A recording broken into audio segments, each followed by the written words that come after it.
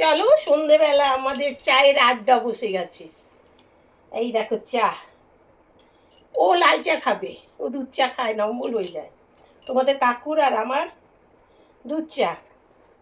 বাচ্চাটা আগে বিস্কুট খেয়ে নিয়েছে, এবার আমি খাবো। দেখো সিঙ্গারা নিয়ে এসেছে, গরম গরম সিঙ্গারা। এই নাও সিঙ্গারা নাও, নাও। হাত কিরম কাঁপছে দেখেছো না? এই নাও সিঙ্গারা নাও। এত ভারী? অত ভারী না, আমার হাতটা না কাঁপে, প্রচন্ড কাঁপে। সিঙ্গারা চা, তোমার চা? এই নাও চা, তোমার চা।